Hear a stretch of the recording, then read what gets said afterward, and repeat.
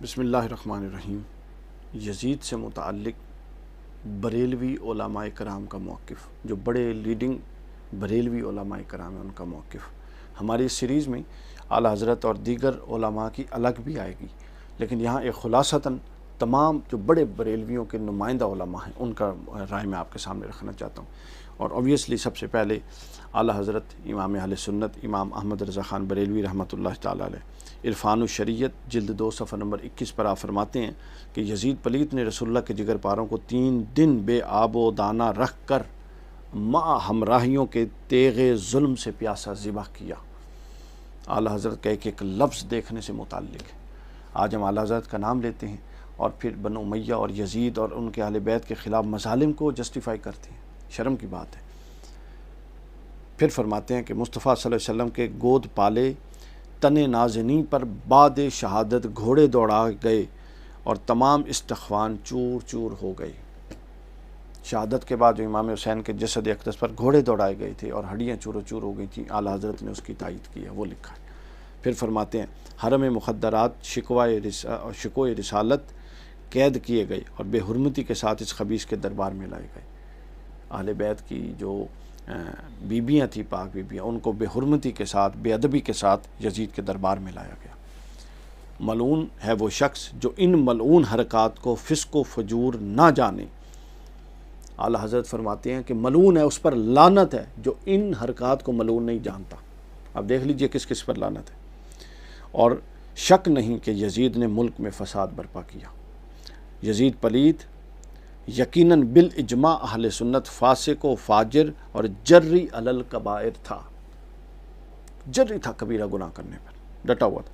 یزید کے فسق و فجور سے انکار کرنا اور امام مظلوم پر الزام رکھنا صاف ضلالت اور بد دینی ہے، یہ اعلیٰ حضرت کا۔ اس کے بعد ملفوظات اعلیٰ حضرت جلد 1 صفحہ نمبر 110 پر فرماتے ہیں کہ کوئی اگر یزید کو کافر کہے گا تو ہم تو منع نہیں کریں گے۔ بس تفصیل اعلیٰ حضرت پر جب میں الگ کلپ بناؤں گا تو اس میں لے آؤں گا۔ اس کے بعد مولانا نعیم الدین مراد آبادی رحمۃ اللہ علیہ حضرت امام حسین کا فرماتے ہیں سوانح کربلا از نعیم الدین مراد آبادی صفحہ 115، امام حسین کا وجود مبارک یزید کی بے قاعدگیوں کے لیے ایک زبردست محتسب تھا، اسی لیے حضرت امام کی شہادت اس کے لیے باعث مسرت تھی۔ حضرت صدر الشریعہ نعیم الدین مراد آبادی نے تصدیق کر دی کہ وہ اس کو مسرت ہوئی تھی، چونکہ امام حسین کا وجود احتساب والا تھا، اس کے سامنے ایک بڑی دیوار تھی۔ مفتی منیب صاحب خود کو بریلوی کہتے ہیں اور وہ یہ باتیں نہیں پڑھی، انہوں نے صدر الشریعہ کو نہیں پڑھا ہوا، حیرت کی بات ہے۔ وہ کہتے ہیں جی یزید کا تعلق ہی نہیں قتل حسین سے، اور ادھر حضرت صدر الشریعہ کیا فرماتے ہیں وہ دیکھ لیجئے۔ اعلیٰ حضرت نے کیا کہا وہ دیکھ چکے ہیں آپ۔ حضرت امام کا اٹھنا تھا کہ یزید کھل کھیلا اور انواع و اقسام کے معاصی کی گرم بازاری ہو گئی۔ زنا، اب یہ سن لیجئے حضرت نعیم الدین مراد آبادی کیا کہتے ہیں، زنا، لواطت، حرام کاری، بھائی بہن کا بیاہ، سود اور شراب دھڑلے سے رائج ہو گئی۔ مفتی منیب صاحب یہ کام بھی آپ کہہ دیں اس سے ثابت نہیں ہے۔ آخر کار یزید پلید کو اللہ نے ہلاک کر دیا اور وہ بدنصیب 3 برس 7 مہینے تخت حکومت پر شیطنیت کرتا رہا۔ جس دن اس پلید کے حکم سے کعبہ کی بے حرمتی ہوئی اسی دن وہ ہلاک ہو گیا۔ سوانح کربلا از نعیم الدین مراد آبادی صفحہ نمبر 115۔ پھر اسی کتاب سوانح کربلا نعیم الدین مراد آبادی صفحہ نمبر 73 پر لکھتے ہیں کہ بد باطن، سیاہ دل، ننگے خاندان، فاسق و فاجر، شرابی، بدکار، ظالم، بے ادب، گستاخ تھا یزید، اور اس کی بے ہدگیاں اور شرارتیں ایسی تھیں کہ جن سے بدماشوں کو بھی شرم آتی ہے۔ سوانح کربلا صفحہ نمبر 72۔ اس کے بعد مولانا حسن رضا خان بریلوی رحمۃ اللہ علیہ آئینہ قیامت صفحہ نمبر 20 پر لکھتے ہیں کہ یزید پلید کا تخت سلطنت کو اپنے ناپاک قدم سے گندہ کرنا ان ناقابل برداشت مصیبتوں کی تمہید ہے جو بعد ازاں پیش آئیں، جن کو بیان کرتے ہوئے کلیجہ منہ کو آتا ہے اور دل ایک غیر معمولی بے قراری کے ساتھ پہلو میں پھڑک جاتا ہے۔ اس مردود نے اپنی حکومت کی مضبوطی، اپنی ذلیل عزت کی ترقی اس امر میں منحصر سمجھی کہ اہل بیت کرام کے مقدس اور بے گناہ خون سے اپنی ناپاک تلوار کو رنگے۔ یہ مولانا حسن رضا خان بریلوی کہہ رہے ہیں کہ یزید نے ضروری سمجھا کہ اپنی ناپاک تلوار کو اہل بیت کے خون سے رنگے، اور مفتی منیب کہتا ہے کہ اس کا تعلق ہی نہیں تھا۔ مجھ تک تو کوئی روایت نہیں پہنچی۔ مفتی صاحب طریقہ بتائیں آپ تک پہنچائیں کیسے؟ وہ ٹیکے کے ذریعے جائے گی، وہ کوئی ذریعہ بھی تو ہو نا پہنچائیں، ورنہ یہ سب کچھ تو لکھا ہوا ہے۔ آپ اپنے آپ کو بریلوی کہتے ہیں، کلیم کرتے ہیں، اور بریلویوں کے بڑے علماء ہیں آپ۔ اسی کتاب آئینہ قیامت مولانا حسن رضا خان بریلوی رحمۃ اللہ علیہ، اسی کتاب کے صفحہ نمبر 89 پر لکھتے ہیں کہ جب سر مبارک امام مظلوم اس ظالم یزید کے پاس پہنچا تو وہ بیدی یعنی چھڑی سے اس کو چھونے لگا، یوں مارنے لگا۔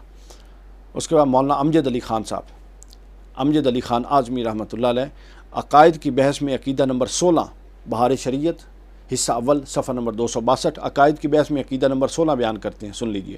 یزید پلید فاسق و فاجر مرتکب کبائر تھا، معاذ اللہ، اسے ریحانت الرسول صلی اللہ علیہ وسلم سیدنا امام حسین سے کیا نسبت، کیا تقابل۔ آج کل جو گمراہ کہتے ہیں کہ ہمیں ان کے معاملے میں کیا دخل، ہمارے وہ بھی شہزادے اور وہ بھی شہزادے، ایسا بکنے والا مردود خارجی ناسبی مستحق جہنم ہے۔